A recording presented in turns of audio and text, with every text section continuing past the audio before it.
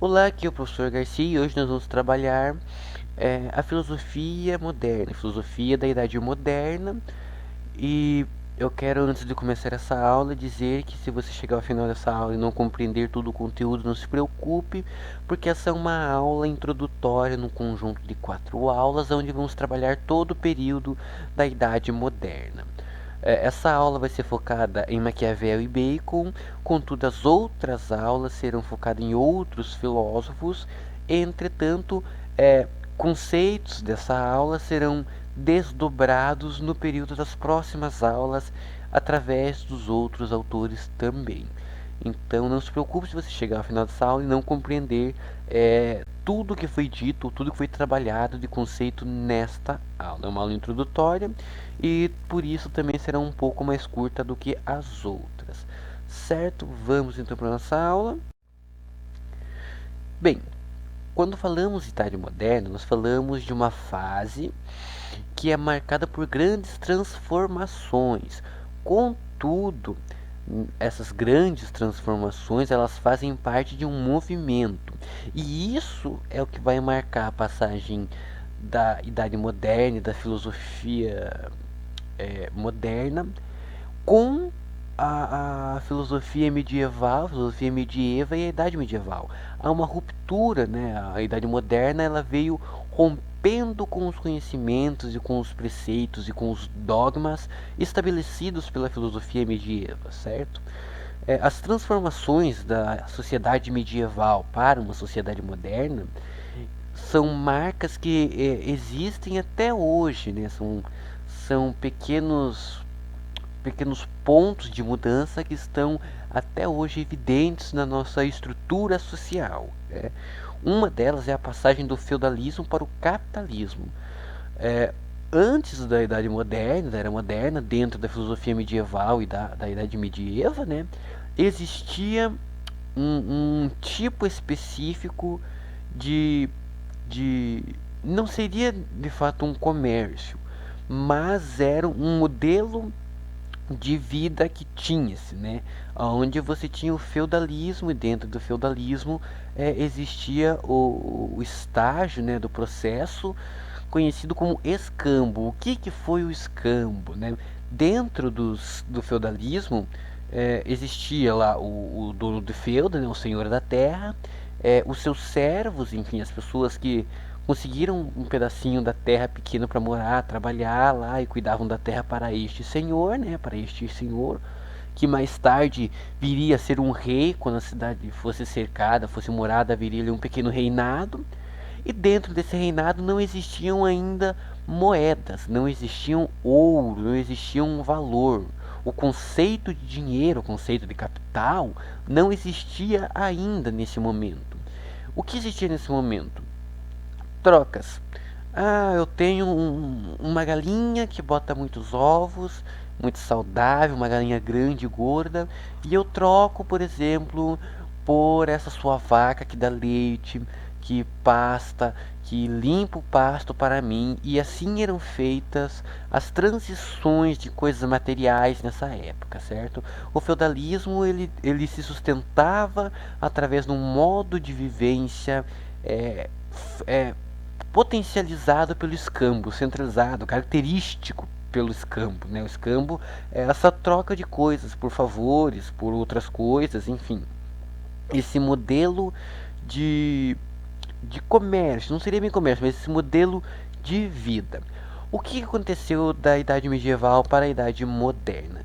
Aconteceu que o florescimento do comércio ele começou a ter um boom, uma grande explosão porque, bem, os feudos já não comportavam mais o escambo, né? As terras já não comportavam mais, já havia desigualdade entre os moradores, porque não existia uma moeda de conversão para todas as coisas, e algumas dessas trocas realizadas pelo processo do escambo não eram de fato tão benéficas, né? Eu troco uma vaca pelo seu violão, aí o cara que estava tocando violão lá, o bardo, o guerreiro daquela época, o grande bardo, ele passava fome, enfim, é melhor ter uma vaca do que ter um violão. Só que a pessoa que trocava a vaca, por muitas vezes, não sabia que mais tarde essa vaca poderia ser necessária para ele, né? Já que não havia dinheiro, não havia nenhuma forma de comércio, não tinha uma certa estabilidade a longo prazo, como hoje se tem, por exemplo, quando você pensa que ao final do mês você deve ir ao mercado realizar compras com a sua família para continuar se alimentando durante o mês. Naquela época existiam apenas o escambo, né? Existia um certo controle, você vivia das coisas que a terra dava, como foi dito, né? A igreja enriqueceu tanto, teve tanto poder, porque passou a dominar terras férteis, né? E a riqueza daquela época era concentrada no que a terra provinha, no que a terra era. E o escambo era a maneira de se trabalhar com trocas e manutenção de vidas nessa época. Ela era em alguns momentos desiguais, então aí nasceu, junto com o florescimento do comércio e o estabelecimento das rotas comerciais, o predomínio do capital comercial e a emergência do que nós mais tarde iremos chamar ou iremos conceber, junto com Marx, do que é a burguesia. Os burgueses dessa época, né, quando falamos da transição do feudalismo para a Idade Moderna, os burgueses ao qual nós estamos falando, na realidade, não são reis poderosos, com dinheiro, senhores, monarcas. Isso nós chamamos de aristocracia, certo? Os aristocratas. O que nós conhecemos como burguesia dentro da Idade Moderna são os comerciantes, né? Os mercantilistas, esse pessoal que trabalhava, que girava em torno do comércio. Esses são a raiz, a origem do nascimento dos burgueses, né? A burguesia, na realidade, no começo eram os comerciantes dessa época, eles tinham o poder do capital comercial, estabelecendo as rotas comerciais, né? Os andarilhos. Esse pessoal são a origem do termo da burguesia na Idade Moderna. Temos a formação de estados nacionais, onde nasceram então novas concepções políticas e econômicas, pois já não cabia mais continuar com o escambo, né? Dentro de uma sociedade desigual. Algumas dessas sociedades elas se estabeleceram como reinados, outros como outros tipos alternativos, né, de reinado, com o parlamentarismo, sem o parlamentarismo, com influência da igreja, sem influência da igreja, enfim, concepções políticas foram refeitas, né, foram repensadas, inclusive nós discutimos uma hoje, que é o Príncipe, do Maquiavel, né, um dos grandes pensadores da política, o pai, né, de alguns termos, nós veremos mais à frente que é o pai de alguns pensamentos, uns conceitos de filosofia política, justamente por estar na cidade específica e por pensar o que pensou. E, bem, com as concepções de novas filosofias políticas, econômicas, vem com, por exemplo, a discussão sobre as formas do poder político, né, que hoje será centrada no Maquiavel e mais tarde será debatida com outros autores, mas enfim, nascem então estados nacionais, né, deixam-se de ser um feudo e passa a ser um estado nacional, uma nacionalidade. Existiu também a transformação do movimento da reforma. O que foi o movimento da reforma? Que dava ao homem condições de pensar livremente e responsabilizar-se por seus atos de forma autônoma, né? Nós descentralizamos a nossa ética e a nossa forma de viver de Deus e começamos a dar um pouco mais de arbítrio ao homem, né? Quando nós falamos de reforma nós nos referimos à reforma protestante que separou a Igreja Católica Apostólica Romana dos pentecostais, né? Dos neopentecostais, dos pentecostais, luteranos, anglicanos e por aí vai. O desenvolvimento da ciência natural ela se dá porque foram criados então novos métodos de investigação científicos, né? Métodos científicos de investigação, né? Trabalhando aí com um nome que a gente vai discutir bastante da Idade Moderna, que é o nosso querido René Descartes, né? Aquele francês que criou o plano cartesiano. Ele apresentou, junto com outros autores, novos métodos de investigação da natureza, né? Conhecidos como métodos de investigação científica. Temos também a invenção da imprensa, dentro dos ocidentais, né, que possibilitou a impressão de textos clássicos e romanos, contribuindo para a formação do humanismo, né. Grande parte do que nós temos hoje impresso dos textos clássicos e dos textos romanos se deve pelos árabes, né? Os árabes que foram lá e contribuíram com o surgimento da imprensa, a invenção da imprensa e preservaram os textos até então. E graças a eles, na realidade, que o mundo ocidental tem conhecimento do que foi a filosofia antes da filosofia que nós estabelecemos como filosofia. A introdução à filosofia moderna, certo? Hoje nós vamos trabalhar dois autores, estamos praticamente no meio da aula, não se preocupe se essa aula for um pouco mais curta, mas justamente porque há muitos conceitos e tantos autores que é necessário um olhar mais prolongado sobre a filosofia moderna e sobre a era moderna, certo?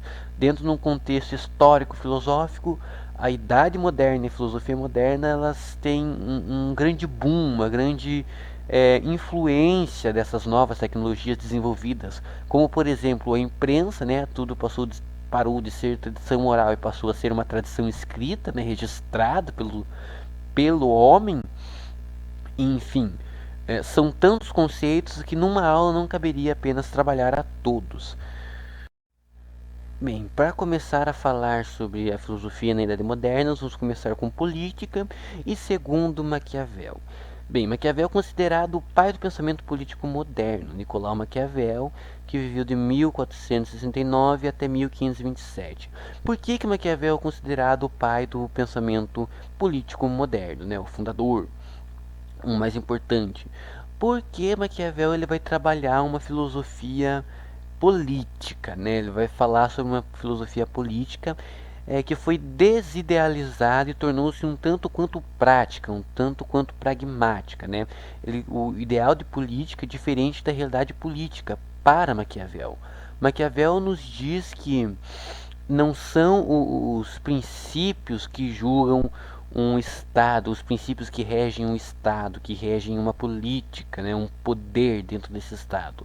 É uma outra situação. E bem, quando nós falamos em Estado para Maquiavel, nós pensamos no poder do Estado, né, que Maquiavel trabalhou, a manutenção do poder do Estado. Segundo Maquiavel, o poder político tem como função regular as lutas e tensões sociais entre os grupos que se formavam naquela época, que eram, segundo ele, basicamente dois grupos, o grupo dos poderosos e o grupo do povo.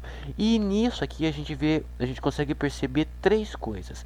Primeiro, uma ruptura do pensamento medievo, né, onde nós estamos tratando agora sobre estados e não mais sobre unicamente reinados ou feudos.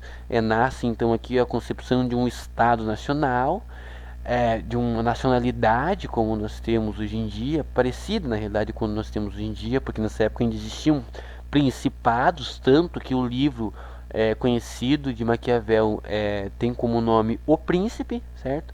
Que vai trabalhar a lógica do poder e a manutenção do poder do Estado, mas dentro de principados nessa época.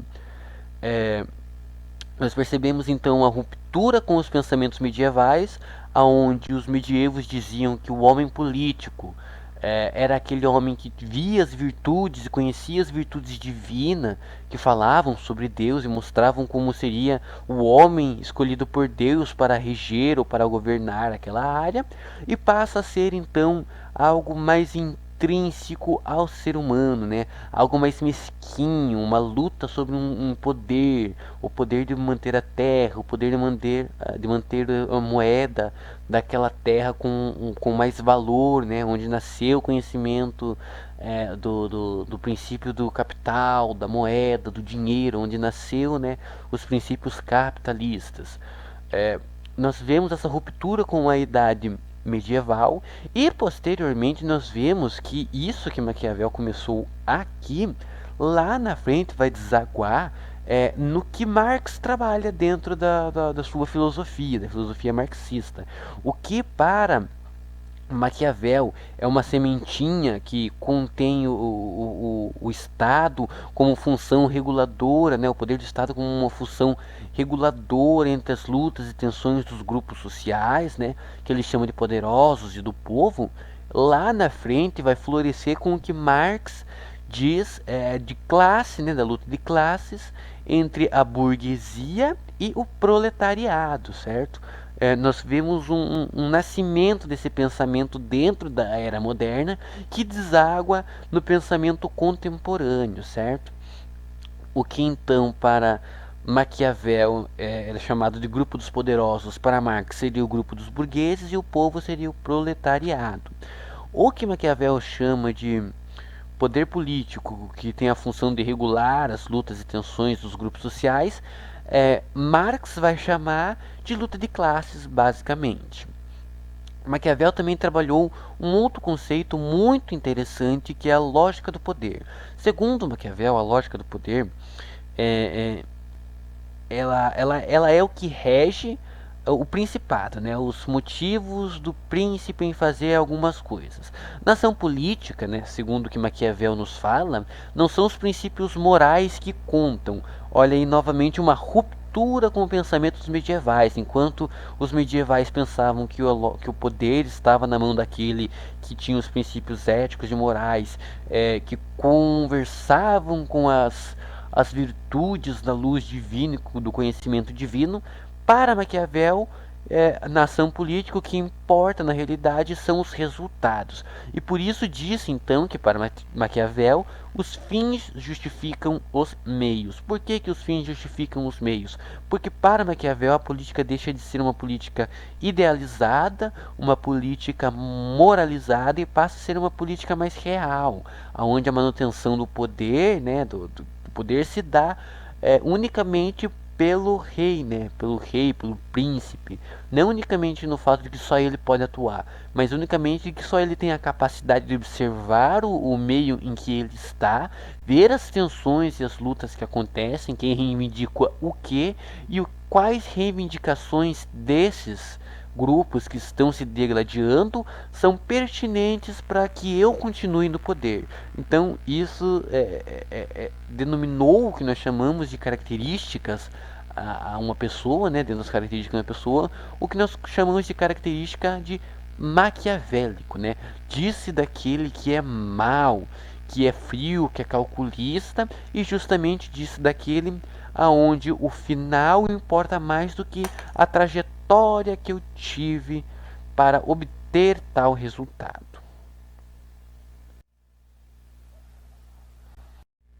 Bem, agora nós vamos falar das rupturas que Francis Bacon, né, fez dentro da ciência no período medieval. Bem, Francis Bacon ele nasceu em Londres, ele passou pela faculdade de Cambridge, onde concluiu seus estudos para ingressar numa carreira política, né?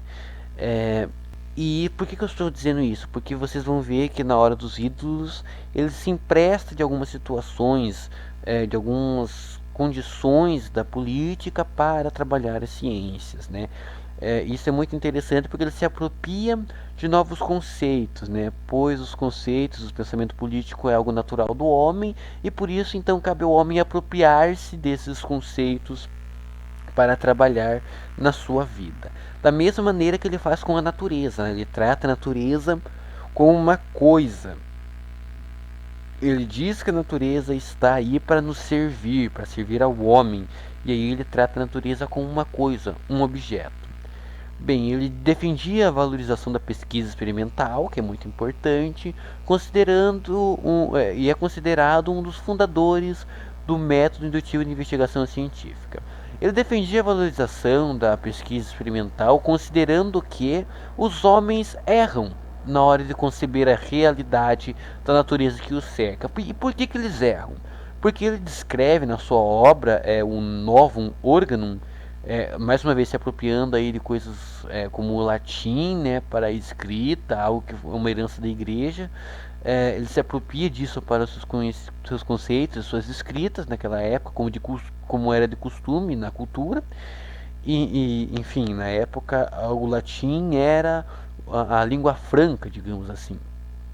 e ele descreve os ídolos, que são erros que bloqueiam e impedem as mentes humanas e prejudicam na concepção das ciências, né? Os ídolos da tribo, segundo ele, são as falsas noções provenientes das próprias limitações da natureza dos seres da espécie humana. Dizer que não existe o voo, né, dos pássaros, porque eu como humano não voo, é basicamente um exemplo do que é o ídolo da tribo.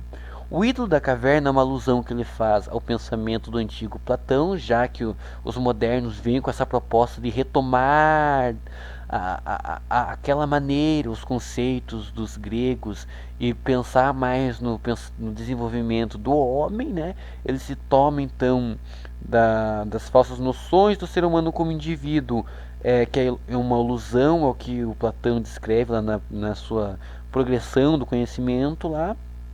Ele chama de ídolos da caverna, e aqui ele empresta o conceito do mercado do forro para trabalhar os ídolos do mercado ou do forro, como ele diz, né? Que são as falsas noções provenientes da linguagem e da comunicação, ou seja, erros de linguagem ou erros de comunicação que produzem os ídolos do teatro, que são as falsas noções provenientes das concepções filosóficas, científicas e culturais vigentes da era, certo?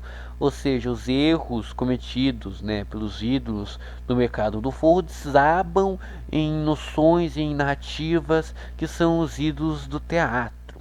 Para combater tudo isso, esses erros provocados pelos ídolos, Bacon propõe que sejam realizadas algumas etapas dentro do método indutivo de investigação, né, que é o método experimental que Bacon desenvolveu.